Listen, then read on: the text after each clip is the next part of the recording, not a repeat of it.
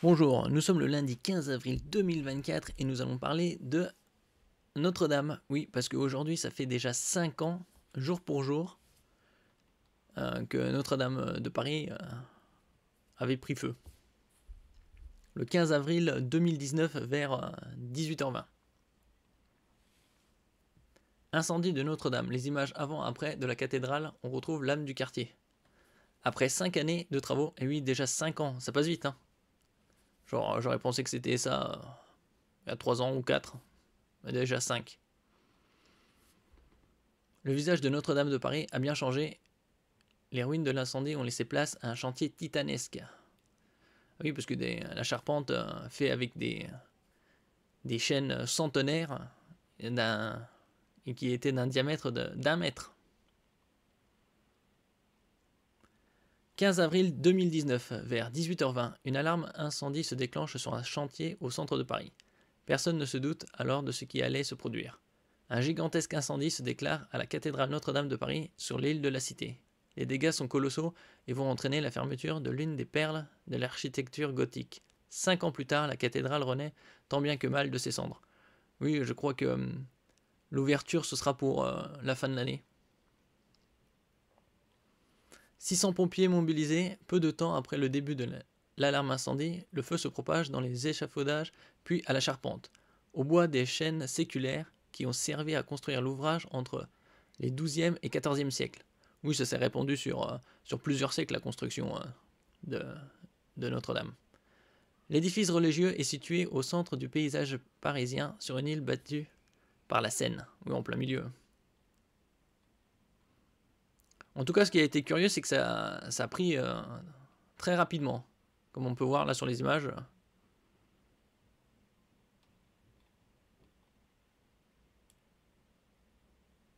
Ça, c'était au moment de l'incendie. Et là, c'est pendant la rénovation, la reconstruction.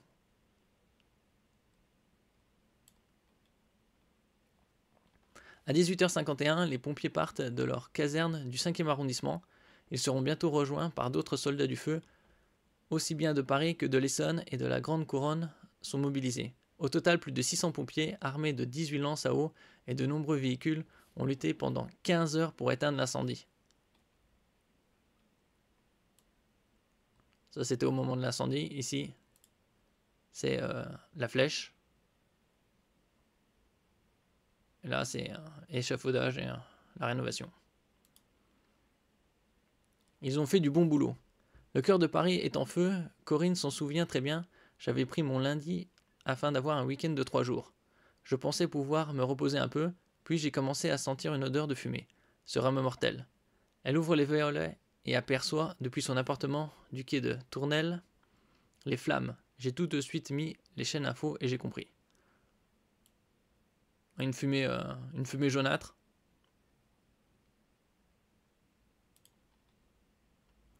Les flammes continuent de brûler le bâtiment. Corinne alterne entre la télé et sa fenêtre. Oui, bon, enfin, pas besoin de regarder la télé pour voir. Si elle a déjà directement la vue sur l'événement.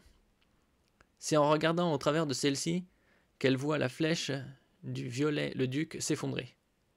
À ce moment-là, j'ai compris que ça allait être un événement historique, glisse-t-elle.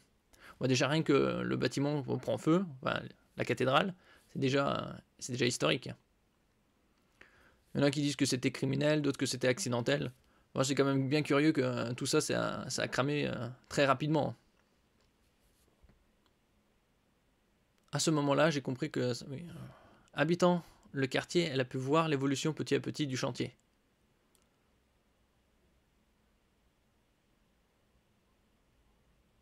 Ils ont profité pour nettoyer la façade, elle ressemble à être plus neuve. Ils ont fait du bon boulot quand même, sourit la retraitée. Elle se réjouit de voir bientôt le métal des échafaudages laisser place au bois de la cathédrale. C'est important dans le paysage.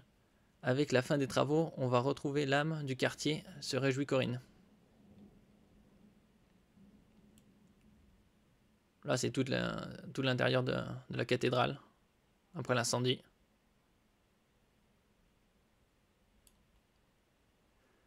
Elle confie que l'arrêt des travaux va être étrange à vivre, tant les riverains s'étaient habitués aux charpentes métalliques des ouvriers. Oui, ça fait 5 ans de travaux. Et donc normalement la réouverture, ils avaient dit que ce serait vers octobre-novembre.